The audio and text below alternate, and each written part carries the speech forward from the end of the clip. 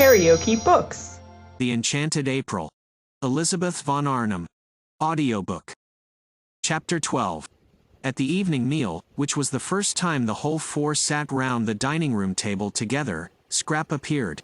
She appeared quite punctually, and in one of those wrappers or tea gowns which are sometimes described as ravishing. This one really was ravishing. It certainly ravished Mrs. Wilkins, who could not take her eyes off the enchanting figure opposite. It was a shell-pink garment, and clung to the adorable Scrap as though it, too, loved her. "What a beautiful dress!" exclaimed Mrs. Wilkins eagerly. "What, this old rag?" said Scrap, glancing down at it as if to see which one she had got on. "I've had it 100 years." And she concentrated on her soup. "You must be very cold in it," said Mrs. Fisher, thin-lipped, for it showed a great deal of Scrap. The whole of her arms, for instance, and even where it covered her up it was so thin that you still saw her. "Who, me?" said Scrap, looking up a moment. "Oh, no." And she continued her soup. "You mustn't catch a chill, you know," said Mrs. Arbuthnot, feeling that such loveliness must at all costs be preserved unharmed.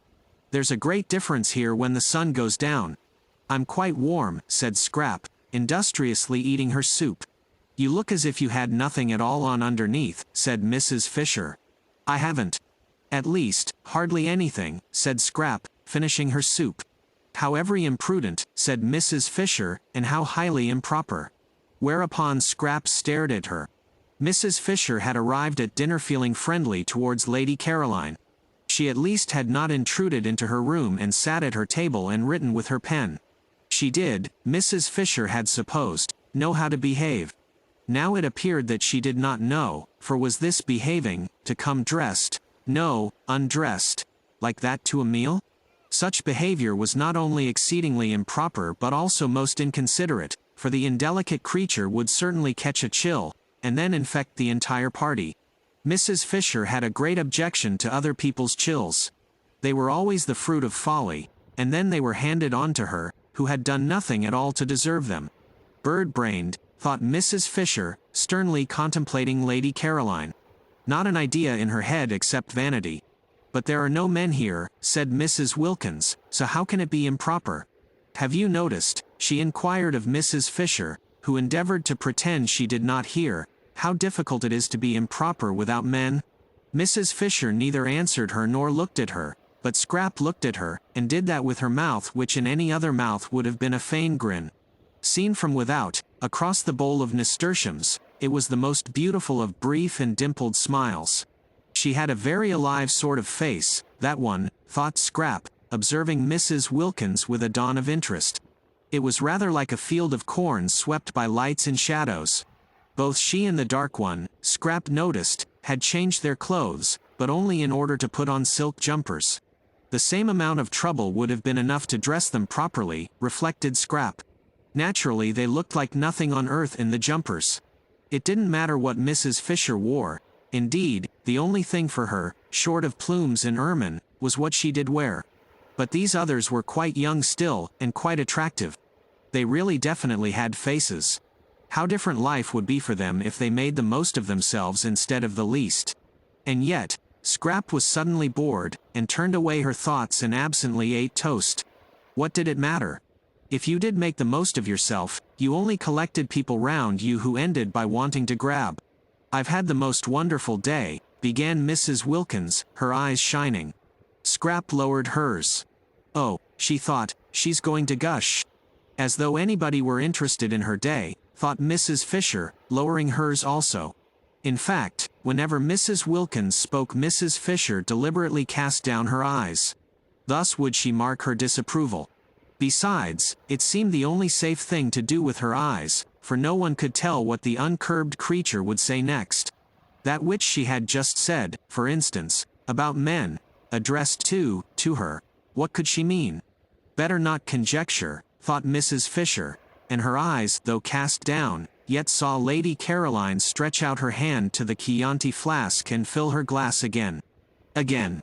She had done it once already, and the fish was only just going out of the room. Mrs. Fisher could see that the other respectable member of the party, Mrs. Arbuthnot, was noticing it too. Mrs. Arbuthnot was, she hoped and believed, respectable and well-meaning. It is true she also had invaded her sitting room, but no doubt she had been dragged there by the other one, and Mrs. Fisher had little if anything against Mrs. Arbuthnot, and observed with approval that she only drank water. That was as it should be. So, indeed, to give her her dues, did the freckled one, and very right at their age. She herself drank wine, but with what moderation, 1 meal, 1 glass. And she was 65, and might properly, and even beneficially, have had at least 2.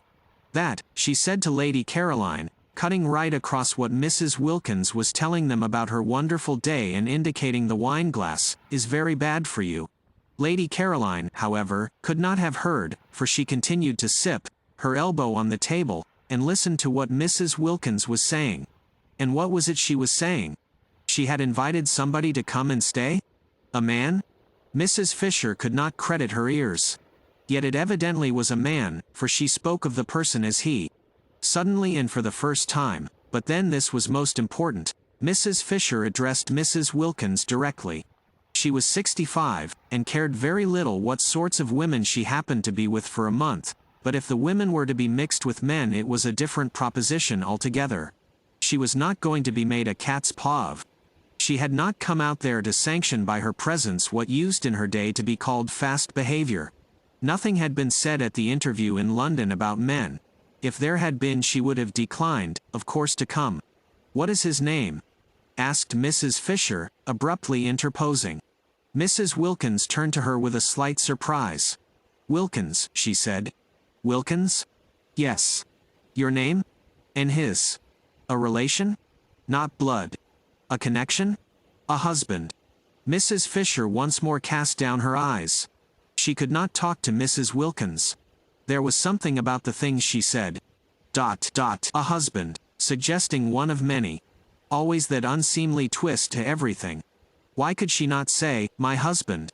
Besides, Mrs. Fisher had, she herself knew not for what reason, taken both the Hampstead young women for widows. War ones. There had been an absence of mention of husbands at the interview which would not, she considered, be natural if such persons did after all exist. And if a husband was not a relation, who was? Not blood. What a way to talk. Why, a husband was the first of all relations. How well she remembered Ruskin. No, it was not Ruskin, it was the Bible that said a man should leave his father and mother and cleave only to his wife. Showing that she became by marriage an even more than blood relation.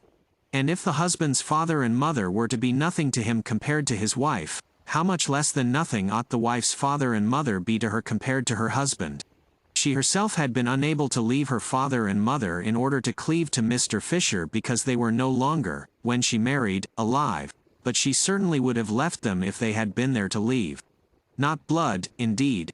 Silly talk. The dinner was very good. Succulence succeeded succulence. Costanza had determined to do as she chose in the matter of cream and eggs the first week, and see what happened at the end of it when the bills had to be paid. Her experience of the English was that they were quiet about bills. They were shy of words. They believed readily. Besides, who was the mistress here? In the absence of a definite one, it occurred to Costanza that she might as well be the mistress herself. So she did as she chose about the dinner, and it was very good. The four, however, were so much preoccupied by their own conversation that they ate it without noticing how good it was. Even Mrs. Fisher, she who in such matters was manly, did not notice. The entire excellent cooking was to her as though it were not, which shows how much she must have been stirred. She was stirred. It was that Mrs. Wilkins. She was enough to stir anybody.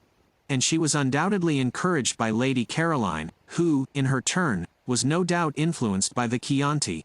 Mrs. Fisher was very glad there were no men present, for they certainly would have been foolish about Lady Caroline. She was precisely the sort of young woman to unbalance them. Especially, Mrs. Fisher recognized, at that moment.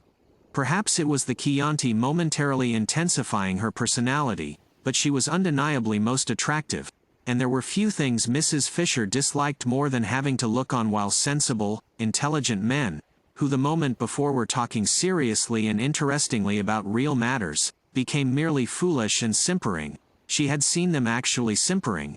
just because in walked a bit of bird-brained beauty. Even Mr. Gladstone, that great wise statesman, whose hand had once rested for an unforgettable moment solemnly on her head, would have, she felt, on perceiving Lady Caroline left off talking sense and horribly embarked on badinage. "You see," Mrs. Wilkins said, a silly trick that, with which she mostly began her sentences. Mrs. Fisher each time wished to say, "Pardon me, I do not see, I hear, but why trouble?"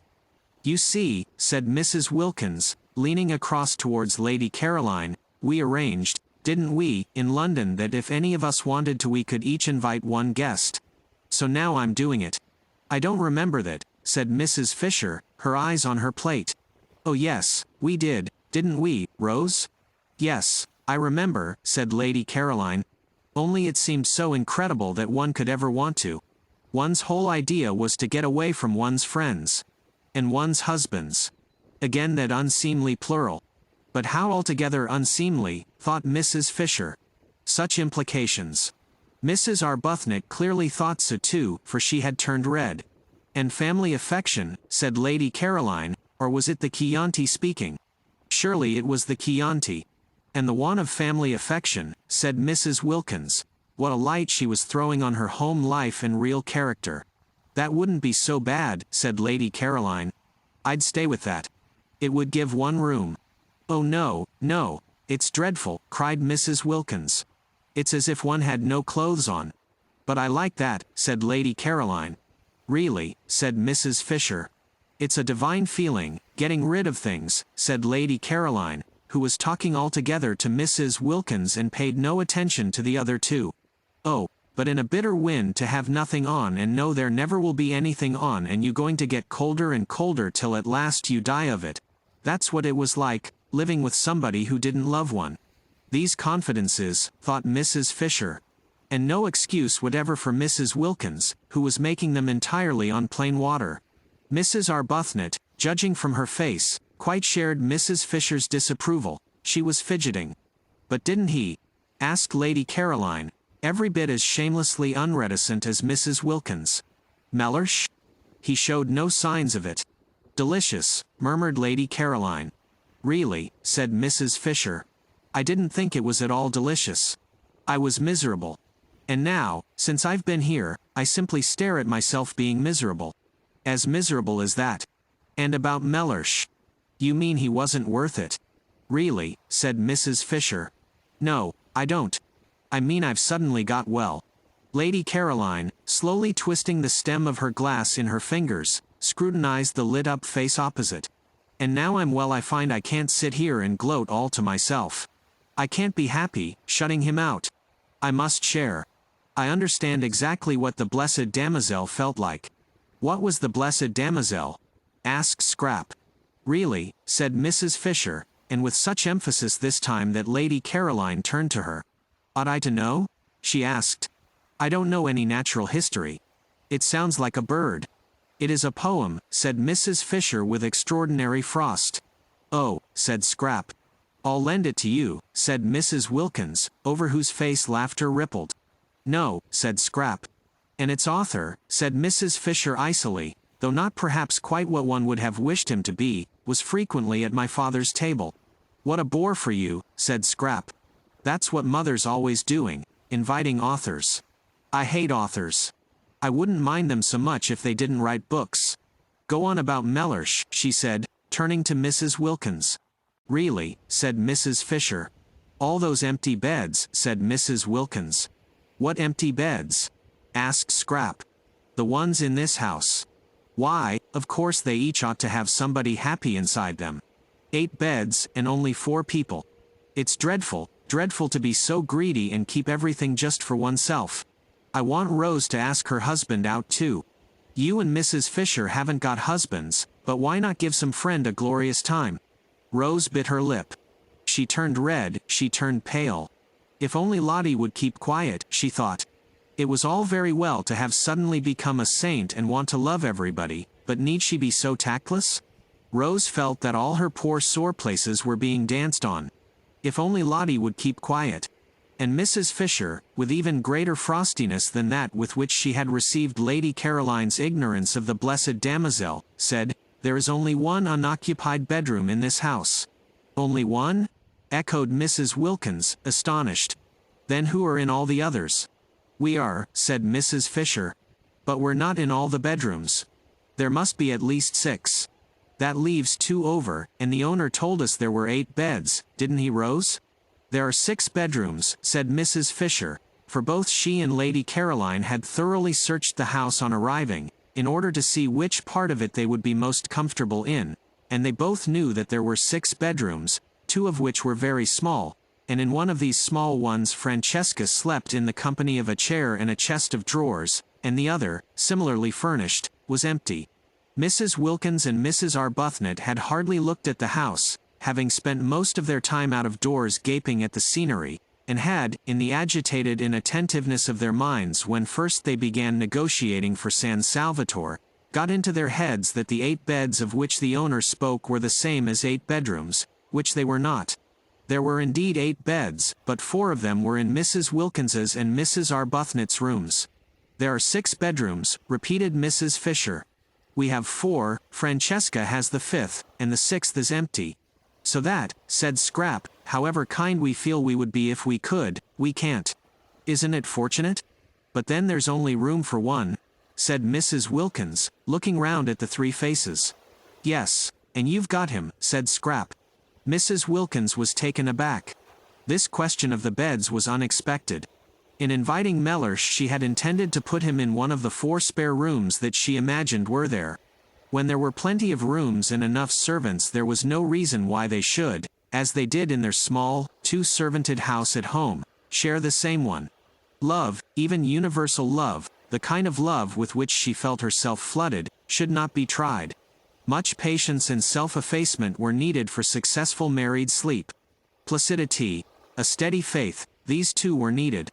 She was sure she would be much fonder of Mellersh, and he not mind her nearly so much, if they were not shut up together at night, if in the morning they could meet with the cheery affection of friends between whom lies no shadow of differences about the window or the washing arrangements, or of absurd little choked-down resentments at something that had seemed to one of them unfair. Her happiness, she felt, and her ability to be friends with everybody, was the result of her sudden new freedom and its peace. Would there be that sense of freedom, that peace, after a night shut up with Mellersh? Would she be able in the morning to be full towards him, as she was at that moment full, of nothing at all but loving kindness? After all, she hadn't been very long in heaven. Suppose she hadn't been in it long enough for her to have become fixed in blandness? And only that morning what an extraordinary joy it had been to find herself alone when she woke, and able to pull the bedclothes any way she liked. Francesca had to nudge her. She was so much absorbed that she did not notice the pudding. "If," thought Mrs. Wilkins, distractedly helping herself, "I share my room with Mellersh I risk losing all I now feel about him. If on the other hand I put him in the 1 spare room, I prevent Mrs. Fisher and Lady Caroline from giving somebody a treat. True, they don't seem to want to at present, but at any moment in this place one or the other of them may be seized with a desire to make somebody happy, and then they wouldn't be able to because of Mellersh. What a problem," she said aloud, her eyebrows puckered. "What is?" asked Scrap. "Where to put Mellersh?" Scrap stared. "Why, isn't 1 room enough for him?" she asked. "Oh yes, quite. But then there won't be any room left at all. Any room for somebody you may want to invite." "I shan't want to," said Scrap. "Or you," said Mrs. Wilkins to Mrs. Fisher. "Rose, of course, doesn't count. I'm sure she would like sharing her room with her husband. It's written all over her." "Really," said Mrs. Fisher. "Really what?" asked Mrs. Wilkins, turning hopefully to her, for she thought the word this time was the preliminary to a helpful suggestion. It was not. It stood by itself. It was, as before, mere frost. Challenged, however, Mrs. Fisher did fasten it on to a sentence. "Really am I to understand," she asked, "that you propose to reserve the 1 spare room for the exclusive use of your own family?" "He isn't my own family," said Mrs. Wilkins. "He's my husband. You see." "I see nothing." Mrs. Fisher could not this time refrain from interrupting, for what an intolerable trick. At the most I hear, and that reluctantly. But Mrs. Wilkins, as impervious to rebuke as Mrs. Fisher had feared, immediately repeated the tiresome formula and launched out into a long and excessively indelicate speech about the best place for the person she called Mellersh to sleep in. Mellersh. Mrs. Fisher, remembering the Thomases and Johns and Alfreds and Roberts of her day, plain names that yet had all become glorious, thought it sheer affection to be christened Mellersh, was, it seemed, Mrs. Wilkins's husband, and therefore his place was clearly indicated. Why this talk? She herself, as if foreseeing his arrival, had had a second bed put in Mrs. Wilkins's room. There were certain things in life which were never talked about but only done. Most things connected with husbands were not talked about, and to have a whole dinner table taken up with a discussion as to where one of them should sleep was an affront to the decencies. How and where husbands slept should be known only to their wives. Sometimes it was not known to them, and then the marriage had less happy moments, but these moments were not talked about either. The decencies continued to be preserved. At least, it was so in her day. To have to hear whether Mr. Wilkins should or should not sleep with Mrs. Wilkins, and the reasons why he should and the reasons why he shouldn't, was both uninteresting and indelicate. She might have succeeded in imposing propriety and changing the conversation if it had not been for Lady Caroline. Lady Caroline encouraged Mrs. Wilkins, and threw herself into the discussion with every bit as much unreserve as Mrs. Wilkins herself. No doubt she was impelled on this occasion by Chianti, but whatever the reason there it was. And, characteristically, Lady Caroline was all for Mr. Wilkins being given the solitary spare room. She took that for granted. Any other arrangement would be impossible, she said. Her expression was barbarous. Had she never read her Bible, Mrs. Fisher was tempted to inquire, and they two shall be one flesh? Clearly also, then, one room. But Mrs. Fisher did not inquire. She did not care even to allude to such texts to someone unmarried. However, there was one way she could force Mr. Wilkins into his proper place and save the situation. She could say she herself intended to invite a friend. It was her right. They had all said so. Apart from propriety, it was monstrous that Mrs. Wilkins should want to monopolize the one spare room, when in her own room was everything necessary for her husband. Perhaps she really would invite somebody, not invite, but suggest coming. There was Kate Lumley, for instance. Kate could perfectly afford to come and pay her share, and she was of her own period and knew, and had known, most of the people she herself knew and had known. Kate, of course, had only been on the fringe. She used to be asked only to the big parties, not to the small ones, and she still was only on the fringe. There were some people who never got off the fringe, and Kate was one. Often, however, such people were more permanently agreeable to be with than the others, in that they remained grateful. Yes, she might really consider Kate. The poor soul had never married, but then everybody could not expect to marry, and she was quite comfortably off, not too comfortably, but just comfortably enough to pay her own expenses if she came and yet be grateful. Yes, Kate was the solution. If she came, at one stroke, Mrs. Fisher saw, would the Wilkinses be regularized and Mrs. Wilkins be prevented from having more than her share of the rooms. Also, Mrs. Fisher would save herself from isolation, spiritual isolation. She desired physical isolation between meals, but she disliked that isolation which is of the spirit. Such isolation would, she feared, certainly be hers with these three alien-minded young women. Even Mrs. Arbuthnot was, owing to her friendship with Mrs. Wilkins, necessarily alien-minded. In Kate she would have a support. Kate, without intruding on her sitting room, for Kate was tractable, would be there at meals to support her. Mrs. Fisher said nothing at the moment, but presently in the drawing-room, when they were gathered round the wood fire, she had discovered there was no fireplace in her own sitting-room, and therefore she would after all be forced, so long as the evenings remained cool, to spend them in the other room. Presently, while Francesca was handing coffee round and Lady Caroline was poisoning the air with smoke, Mrs. Wilkins, looking relieved and pleased, said, "Well, if nobody really wants that room, and wouldn't use it anyhow, I shall be very glad if Mellersh may have it." "Of course he must have it," said Lady Caroline. Then Mrs. Fisher spoke. "I have a friend," she said in her deep voice, and sudden silence fell upon the others. "Kate Lumley," said Mrs. Fisher. Nobody spoke. Perhaps, continued Mrs. Fisher, addressing Lady Caroline, you know her? No, Lady Caroline did not know Kate Lumley, and Mrs. Fisher, without asking the others if they did, for she was sure they knew no one, proceeded. I wish to invite her to join me, said Mrs. Fisher. Complete silence. Then Scraps said, turning to Mrs. Wilkins, that settles Mellersh, then. It settles the question of Mr. Wilkins, said Mrs. Fisher, although I am unable to understand that there should ever have been a question, in the only way that is right. I'm afraid you're in for it, then, said Lady Caroline, again to Mrs. Wilkins. Unless, she added, he can't come. But Mrs. Wilkins, her brow perturbed, for suppose after all she were not yet quite stable in heaven, could only say, a little uneasily, I see him here. If you liked what you heard, please subscribe to the channel.